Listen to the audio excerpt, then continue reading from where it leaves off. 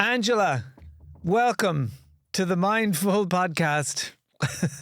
Thank you for having me. I don't know if we want to reveal that it was a bit of a process to get here, but hey. Well, look, let's talk about it because, stress comes in many forms. And I think, so many of us are using, technology to communicate these days. You're in the UK, I'm here in Ireland, in Dublin. And there just seems to be a thing where just as you're ready to do something, your computer demands that you download every piece of software that Bill Gates has ever put his name to and beyond. Yeah. And your battery dies, and you think that the little tripod you bought on Amazon is robust enough to hold you up, and it turns out it's not. And you are trying to present a facade of professionalism, and it all turns to shit within 30 seconds. But listen, we roll with the punches, Dermot. We breathe deep. We do, but I think that's a lovely place to start because, there is the facade of professionalism, as you call it, but, we are all victims of technology and victims of circumstance and whatever the universe is going to throw at us in any given moment. So it's how we recover. It's how we bounce back. Yes. I mean, I'm actually talking about this. It brings me to your description of when you talk about the one show. And that time in your life when you were trying to have the facade of professionalism, but underneath it felt really different, and that's kind of what set you on the trajectory of self-awareness and bringing in things like gratitude and things like that. Yeah, I think that period. It's funny. For anyone who doesn't know what you're referring to, I had dipped in and out. The One Show is a show in the UK on the BBC. It's a 7 o'clock show. It's a live interview show. So if you've got a book or a movie or whatever else, you're usually coming on the One Show. So a lot of celebrities and then a mixture of videos that could be, talking about pencils or bus routes or bar nails. It's a mixed old bag. I had pitched myself after years of trying to get in the door. I arrived with a notebook full of ideas, all of which were quickly dismissed by the editor. But in the room, I was so used to, I think, because I worked in styling and then I wrote and I was kind of always pitching. And I thought I was quite used to rejection. I just think, oh yeah, like I'll just put a little bow on it and send it over here, or I'll revisit it. I was used to the kind of cycle, I suppose, of being told no, and I didn't take it personally at all, probably to a fault. But I remember at the end of that, him being quite bemused by my notebook of ideas and my relentless appetite to get one to land. And in the end, he said, yeah, no, none of them are going to work for us. But have you ever done studio? And I thought, is he talking about the live show? I was like, listen, it's taken me 3 years to get in this bloody room. I'm not leaving without a job. And so I said, yeah, I've done a good bit of live in Ireland. And I thought, how's he ever going to know otherwise? So I kind of left it in the air and I didn't get too specific. I didn't literally make up jobs, but I definitely made up experience. And I left. And then a few months later, I got a call to come down and fill in that day to host the show live. And it was 5 million viewers. I kind of didn't really, maybe because I'm Irish, I didn't realize that the One Show is this institution. It didn't hold the weight that I think it would have held for most broadcasters here. I guess a little bit like the Late Late Show in that you're putting on somebody else's jacket. Everyone knows what it is. It's a cultural reference point, all of those things. Anyway, sure, I had hardly ever seen it. And so I kind of went in very enthusiastically and very free, and it went really well. And I was called back to cover the maternity leave of Alex Jones, who's the main host of the show. And once I got into that position, it suddenly felt really different because I was no longer, the outlier. I was no longer the kind of dark horse, the chancer who was just having a really great time, I kind of found myself in a position where I had gotten this big gig and it was mine to lose and it was mine to mess up, and I had talked my way in here, and I suddenly was completely overwhelmed by the enormity of the gig, also the eyes around me going, how did you get that gig? And then also I was a victim of the fact that I had kind of, created the illusion of experience and then couldn't, out of pride, couldn't really ask for help, truthfully, which was a kind of recurring thing, after that. But that was the beginning of it, and I felt, I know imposter syndrome is thrown around a lot. There, on a very deep level, I felt I could do this, but there was an awful lot of negative self-talk, like real attacking talk, that made it quite a miserable time for me. Internally, the job itself was fabulous, and everyone tried their best, but I was just completely overwhelmed. I like that you came up with such a nice way of basically saying what a fake CV is. You call it the illusion of experience. This CV is fake. No, it's the illusion of experience. Listen, it's not what you say, it's how you say it, babe. Yeah. But listen, no, I truthfully, and I actually really stand by that. And the reason I say that, and that I'm truthful about that experience, actually, is because I feel really passionately that it's important. And I think it's really important for women, because there are so many studies and history that suggests that men talk themselves into positions that they're neither capable or experienced enough to handle. And women consistently talk themselves out of jobs that they're absolutely capable of doing. And so I feel, even though, I don't know, maybe it makes me feel sound dishonest, or who knows what your judgment is about that choice of mine, but I think it's important for me to go, girl, you can do it. Say yes and figure it out, because that's what everybody else is doing here. And you have got to, at some point, take the leap, because you don't learn how to host live telly by sitting in your knickers. Watch it. Yeah, well, you know what? You've touched on something really important for me, because I can completely relate to it. And listeners to this podcast will know that my story began, way back in the mid-noughties, when I had a panic attack on the way to perform at a comedy festival. And I often think about the thought process that brought me to that point, because I was going down to perform at the Cat Laughs with all my comedy heroes. I was going to be sharing a stage with these guys. And I was... I felt, as you say, at a deep level, I knew I could pull it off. I knew I was capable, and I knew I wouldn't have been asked there if I wasn't.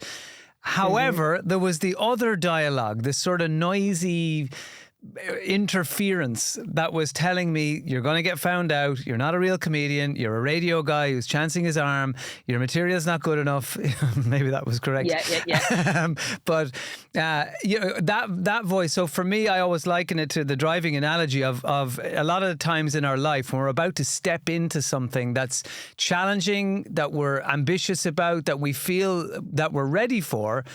That we feel there's this other thing holding us back. So we've one foot on the accelerator and one foot on the brake. And yes, you might get to your final destination, but everything will be in bits by the time you get there, because it's just that push and pull is exhausting. Yeah.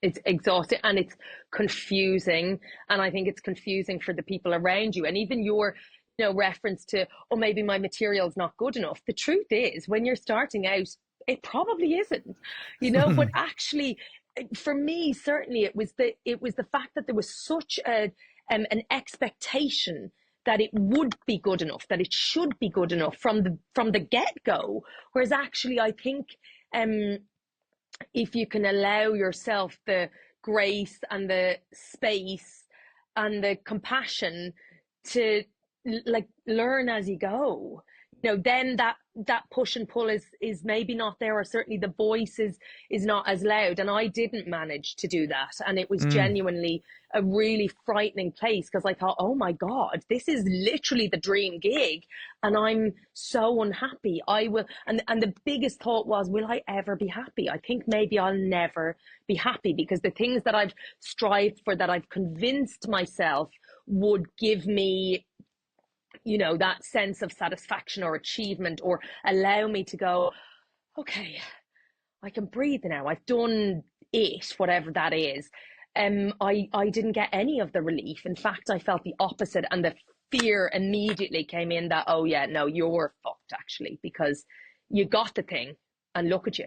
You're still miserable. You're going to always be miserable. And that, like, at 30, you're going, oh my God. And then the optics are different. So everyone's like, you should, it's a real achievement. And I just felt really kind of sad and worried that I didn't feel the things that I should have felt. And so it was a kind of catalyst for me to go, okay, lads, I think like something might be up here. Or certainly I don't think the striving, the pursuit of the thing and arriving at the thing, because obviously that's an ever moving goalpost, but it was a real hard, like, rude awakening.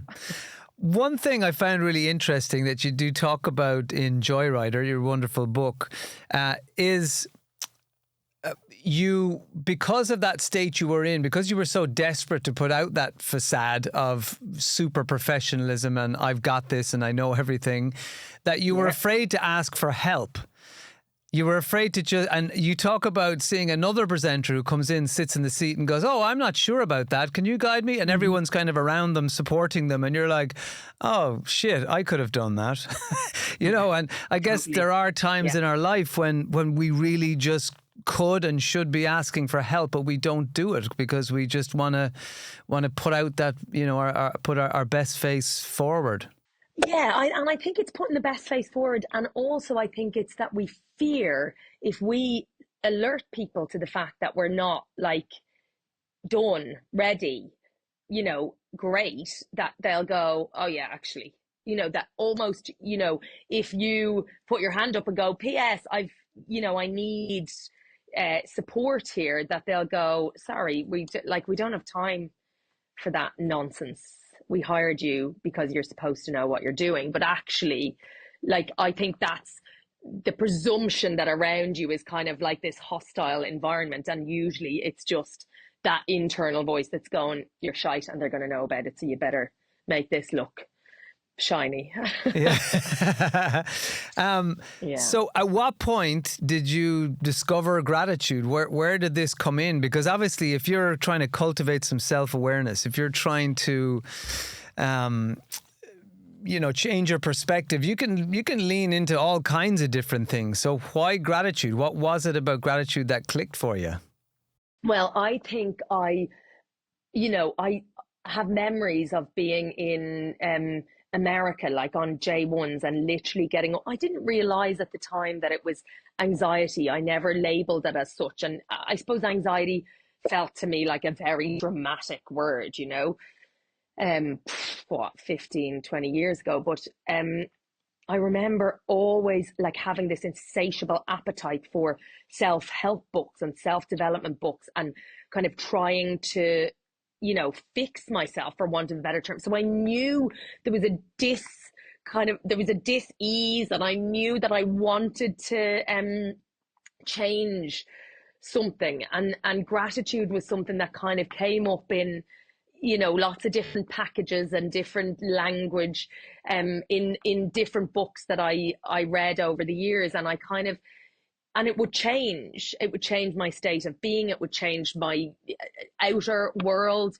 It would change how I responded to things. And then, it was free and old hat, and I would kind of dismiss it and move on to the next, shiny thing. Or a lot of the time I would kind of give myself over to a healer or somebody else, and kind of hope that they could, magically make me feel good. So I think it was the consistency of gratitude that I maybe overlooked for a really long time, or the nature that you have to do it all the time. And I'd go, nah, there must be something more, sexy or goopy that Mm. could give me a helping hand. And then I realized that it was exactly the thing that I overlooked. That was the kind of through line in periods of my life that when I felt at my best. Mm. Moving away from when you were at your best, I know in the book you say, look, you don't know what rock bottom, where it really is. Sometimes it's just not something really dramatic. Sometimes Yeah. if you've a big dramatic event, in your life, sometimes it's easy to go, there was the change. So what part in your life, I know we spoke about the TV, experience, but then becoming a mom, and what was the part of your life that Yeah. you kind of pinpoint now and go, do you know what? That's the bottom of the bell curve right there. I think there were a few moments, and then I'd go, and then I'd kind of go, Mm. relapse. Sounds maybe a bit dramatic, but I think I would get, there'd be periods where I think, there's got to be another way of being, and I think the one show period of time was that I kind of thought, I've got all the things, and this isn't working for me. So I knew something had to change then. But then, other exciting things that would come that would distract me, and I could forget about how I felt in that moment. And then I just, ride over that and go again. But I do think, motherhood, and becoming a mother for the first time was definitely uh, a turning point for me. And when I look back at it now, I realize that it wasn't, I I didn't do it for myself at the time. So I think sometimes the motivation had been, I don't want to feel like this again, and then I would lean into it, but I never would stick at it. Whereas when I had my daughter, I remember thinking, I don't want her to learn this, or I don't want to pass this to her. I was aware enough, I was equipped with language.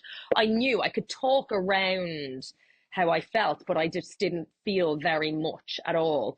And so having her kind of gave me the motivation to go, no, if anything, I'm going to change so that she doesn't have to wake up in however many years and feel this. And look, that was obviously misguided, and she'll be in therapy herself for some other reason.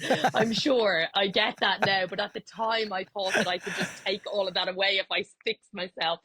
And then obviously as time went on, I think I recognized, that I was allowed to want to feel better myself, for myself, not just for her. So, Yeah. but that was definitely the thing that went, okay, you're going to do it. You're going to do it for her, and you're going to stick at it for once in your life. There's a beautiful story which has stuck with me since the first time I read your book. I reread it again recently.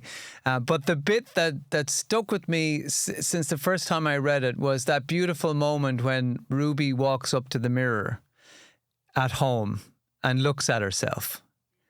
Could you tell us about that, and I guess why it stuck with you as well, because you wouldn't have put it in the book otherwise? Well, I remember, I think I was in bed, or we were in the room, I was getting ready, and she, you know, toddled in and walked up to the mirror, and she literally, and I've seen it with my youngest since. And initially there was a kind of bristle as she was like looking at herself going, you're fab. She like genuinely looking into herself and thinking, God, you're a bit magic. And I remember feeling quite oddly jealous of that initially, thinking, a slight Irish tinge of who she thinks she is. And I realized she's 18 months old. And then I had this pang of, wow, she really like was looking at herself very unconditionally, very lovingly, very openly. She was mad about herself. And I thought, oh wow, the reason that it jarred with me was because I felt so far away from that about myself. It like felt like such an alien thing to do. Like, I was aware of myself. Obviously, I worked in fashion for years. I'm on telly. I'm aware of how I present myself. But I was always kind of looking around, is that collar sitting right? Are they the right jeans? Never actually looking and going, you're all right, Mm. actually looking at myself. And so I think that was, again, a nudge to go, oh, wow, you're, I just didn't identify as somebody who didn't like myself. And then I kind of started to get these quite, big clues that maybe I didn't, you Yeah. know. But I think one of my favorite parts of that story, aside from the lovely image of little Ruby, standing in the mirror, just loving herself essentially, but it's Mm, the honesty of your reaction, because that can happen so often. When we see someone who is really comfortable in themselves, who is literally loving themselves, yeah, we can want to push that away, or we can get angry at it. And literally we will say things like, look at them, they love themselves, as mad if about it's, herself. it's, yeah, yeah. And Hmm. it can be threatening, even when a little Yeah. baby essentially does it. And I really love that honesty of when you put that in.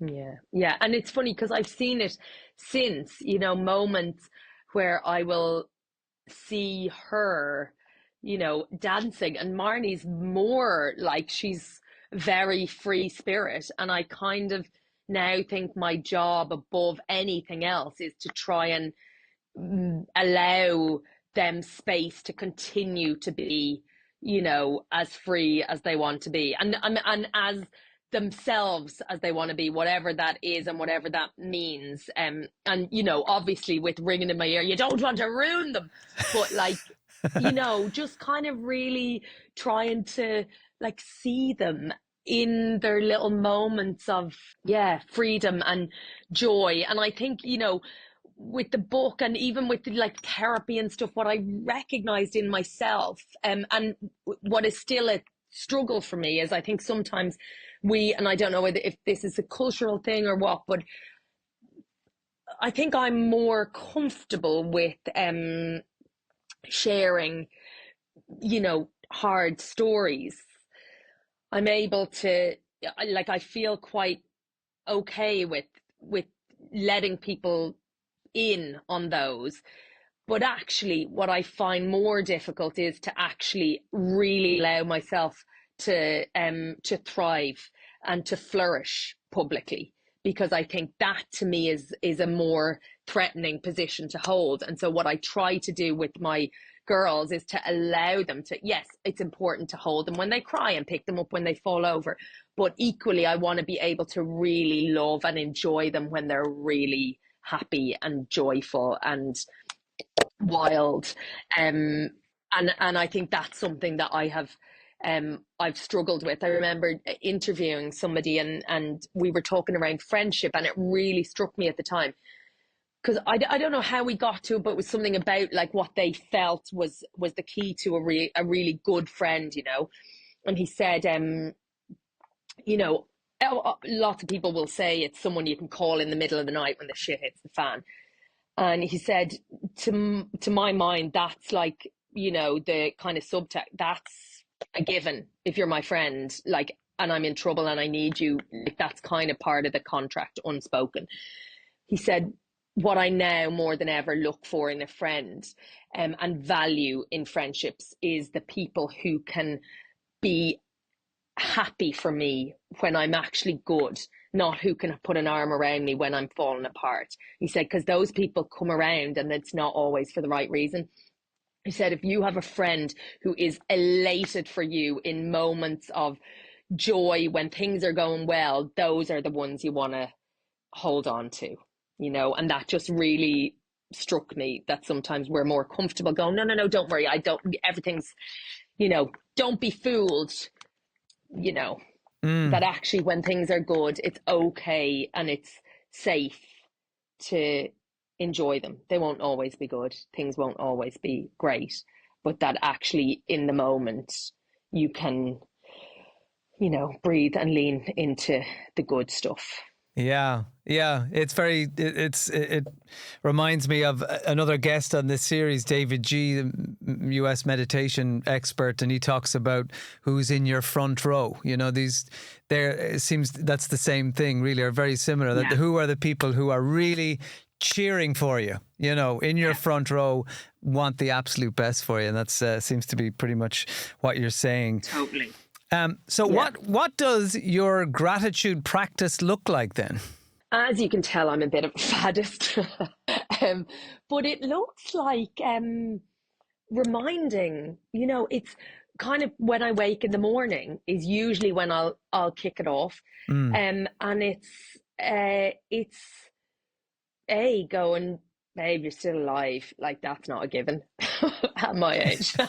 um, or I've had a good night's sleep, or my, you know, it's recognizing that like things are good, and sometimes that's coming up with a list. It's hearing the rain outside, it's hearing the girls running around and going, I'm lucky, everything is good, they're healthy, they're feral, which is how they should be right now. Mm. I feel supported. I'm going to go downstairs. You can be like very practical, because I think sometimes I can access that feeling more now because I'm used to it. But when I first started, it really was not natural to me at all. I was very primed to see the downside. I was very primed for danger as opposed to good stuff. And so I would practice by literally going, oh, I bought myself a nice pair, like set of sheets, when I couldn't afford to buy anything. And I'd wake up thinking, oh my God, these sheets feel lovely. I'd get out, I'd go, like, focus on, it's mindfulness, I suppose, but it's going, oh my God, I have like shampoo, I have a shower with warm water. There's food in the fridge. So actually kind of almost narrating your day and referencing. And I've kind of since learned that it's like the reticular activation system. And it's essentially, priming your brain to look for, good things. And it's a muscle that you need to flex. And it's a kind of prism through which you see the world. And you get to decide the lens you put on. And either it's that you're looking for, it's the law of attraction, isn't it, which sometimes people balk at, but it's like you get to decide what lens you put on and how you react and how you respond and how you perceive any given moment. And Mm. so for me, gratitude is like the active choice to change how I perceive something as quick as I can possibly do it, if it's, if I perceive it as negative, which is often the case. Yeah. We heard from Dr. Michael Keane, neuroscientist, earlier in this episode, and he was talking about the real value in in thinking on and relishing the gratitude you made someone else feel. That is a really powerful experience as well, and your brain and your nervous system loves thinking not Yeah. only something that you're grateful for, but how you made someone else feel. And sometimes that's not a particularly comfortable place to be, because we don't want to be seen as thinking we're great. God, wasn't I great today? I made that person's day. But actually, apparently, that's what we should be focusing on. But Yeah, I love that. yeah, are there any key people in your life that you just feel really grateful to, or grateful for? Maybe it's a mentor who popped up at some time in your life. Maybe it was a teacher, authority figure, a parent. Or is there anybody who you go, do you know what, that person was an angel who just came in at the right time, and I'll forever be grateful? Yeah, I do. I think there's a few, and sometimes they can pop in and you only in hindsight recognize the significance of their presence the times, at pivotal times. Mm. Um, and I think, like back in the day, it was my granny, and I didn't realize it until after she had passed away. which you would think is like, a wasted opportunity, but I can definitely access that feeling now and go back to a time where I realized that she was like this, safe, like wing, a little nook in quite a chaotic house.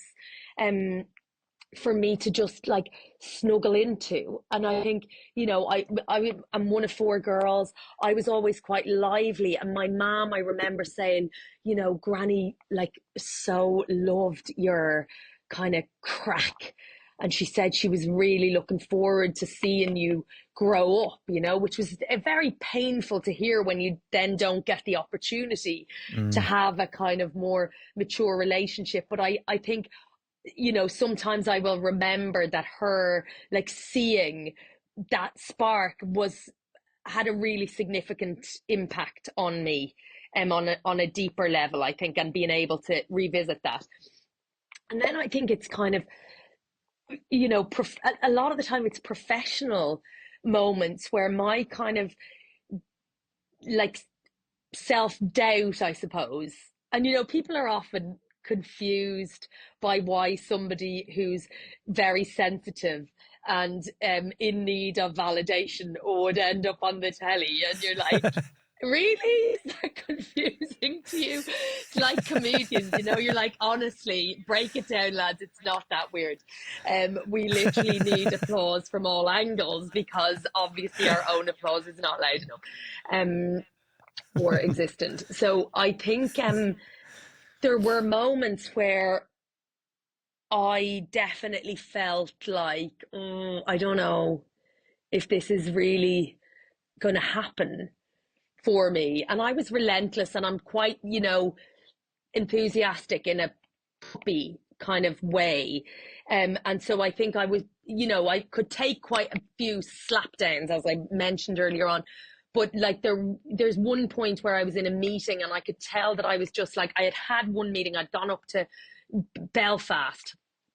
And I remember meeting this producer, and I'd had a previous meeting that didn't go the way I wanted to go. And I just kind of thought, maybe I don't know if this is really happening for me. And I just remember him saying, and I mean, he had no work for me. There was no job or anything. But he said, you know what?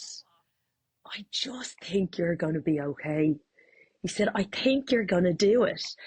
And, it could have been, he may not have even believed that at the time. He may have just read that I really needed like a boost.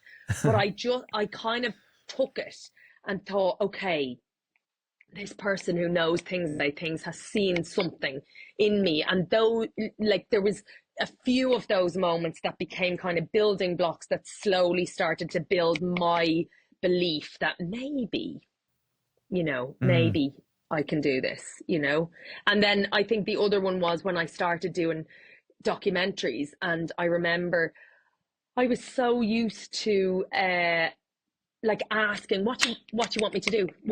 What shall I, where will I go? What?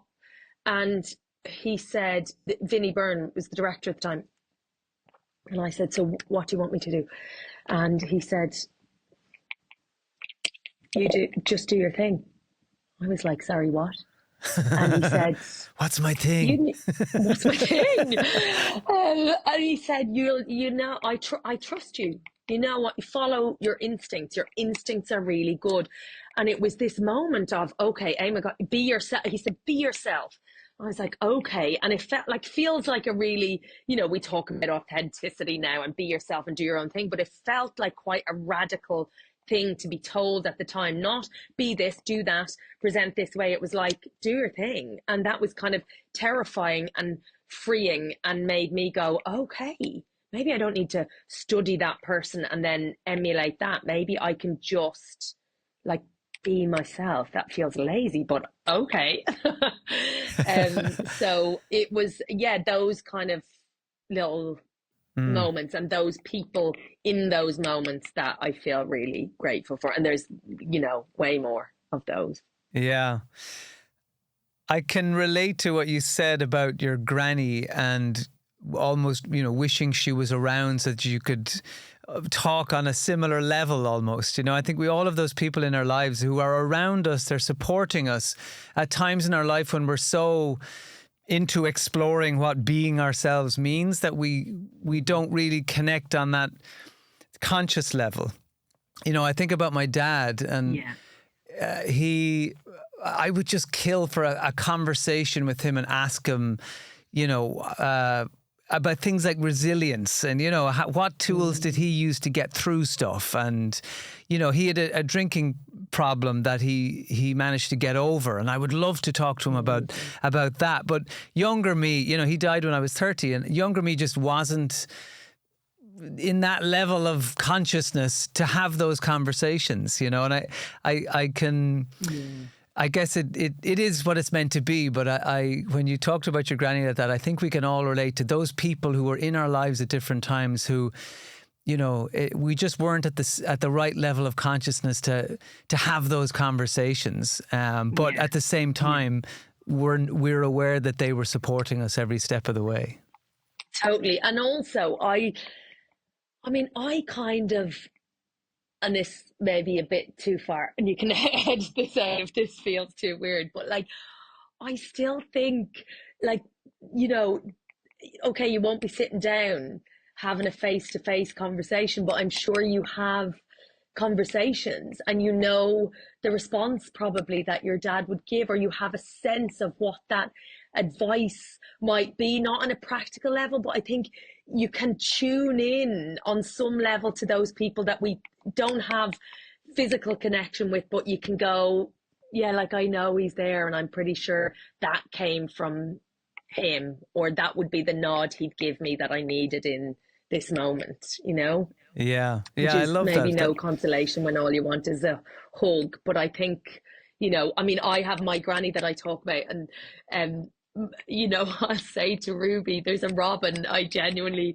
am pretty sure it's my granny. And Ruby is always confused. I'm like, babe, granny's in the garden. And she's like, but how do you know it's actually her? And I'm like, honey, it's definitely her. And she's like, okay, but, you know, slightly throws her eyes to heaven. But I feel like weirdly comforted by the idea that, you know, yes, they're no longer here, but they really are here. Yeah, that's so funny. Like, literally, there's a robin in my garden so often. I'm just, hey, Dad, how are you? Hope you're having. No. But I always think it's possibly a dangerous thing to do. You know, I was this image of, you know, you're pointing, you with your lovely child, and you're pointing at the window, going, look, see that? See that robin? That's Granddad. That's Granddad right there saying hi.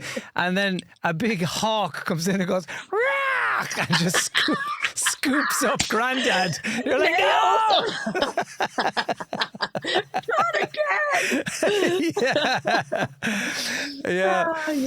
But yeah, it is nice. Yeah, I felt comforted by it. Yeah, I don't know. Of course. I think it's a lovely time now to move to your latest wonderful escapade, and that is taking over from Graham Norton at Virgin Radio. And it's pretty recent. I love following your stuff. I love watching the clips. You know, talk about being yourself. You know, the camera doesn't lie when you're in a radio studio. I know that because you're not aware of the cameras when you're on radio. So you can see terror at all times if it's there to be seen. You know? Yeah. Also, I'm furious there's cameras in the goddamn studio. I was like, I thought I was having a day off, lads. Now I got to put a feckin' bit of rouge on. No, it's minimal, but still. So how does that experience radio. then, you know, stepping into that show, you know, it's a really big prestige show. How is Angela now in that slot compared to the Angela we spoke about at the start of this chat? Like a different human, you know? I think I have so much more compassion for myself, and it's not always there. And that voice that came in then is something I still, you know, have to negotiate with. But I think I recognize, you know, I have found myself saying, oh, I'm only 6 days into my job, rather than I'm a month in. Why didn't I do that better? Or why did I say that? I kind of have more acceptance that things take time, you know, and I have a belief and a confidence in my ability, in what I can bring, in um in how I am, I suppose, and maybe a little bit more patience. It wouldn't be my strongest uh suite. I never quite know what that means, but yeah, I think I'm able to enjoy it a bit more, and Mm. to find my feet. Like, it's the first time on radio, certainly, that I've had my own show. I've done a lot of depping where I've sat in somebody else's chair and I'm essentially driving their car. So obviously you're careful and you're working within their boundaries and you're doing their thing. And so yeah, it's this is, my thing. And so I'm kind of finding my way. And again, it's like properly leaning on a producer and going, was that okay? Or, okay, I really need to work on my crunching rolls. There's certain things I know that I can introduce people with ease, but Can you like, introduce I can't witter on. non-radio people to the idea of a crunch and roll? Can you explain what that is? I mean, I'm not even 100% sure. I'm like Googling, okay, work on your crunch and rolls. What the fuck is a crunch and roll? It's essentially like a little moment between two songs. So instead of saying, that was Avril Lavigne, this is Billy Joel, you're saying, I once danced nude in a toilet to Avril Lavigne while Billy Joel was clipping his toenails. Boom. And then, it's like, I call it an ear prick. I think maybe I haven't Googled it enough. As a veteran, Dermot, would that be the correct Oh, I the think you've correct definition of explained a it crunch and roll? perfectly. Yeah, you've explained just how sad our industry is. That a crunch and roll is something has you high fiving yourself on the way home. Woo! I nailed Yes. it. They were thinking about that the whole way through. Billy Joel, did she just say that?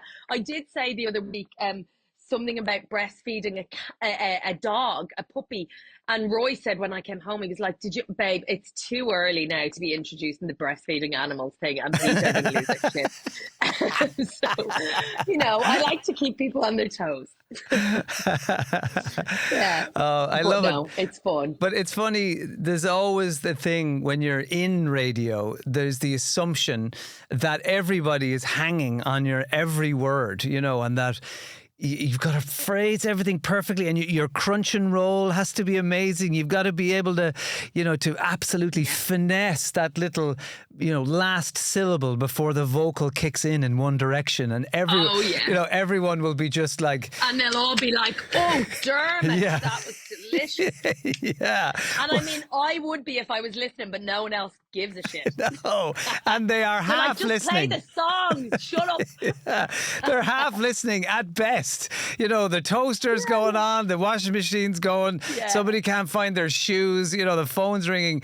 They really, they like you being in the room with them, but they're, let's get real. They're not hanging on your every syllable. They're not hanging on your every word. But it's interesting. To me, feels like a relief, actually, because I remember saying when I was filling in, I'd be like, "Oh yeah, much like the one show, I can whip out my book and give you loads of ideas." And then I realized I don't do anything different week to week. Like, I'm actually quite a boring human. And I said it, I was like, I don't really know what. And he said, it's fine. I mean, the people that we like and that we hang out with, we don't hang out with them because they're coming with gifts every 2 days.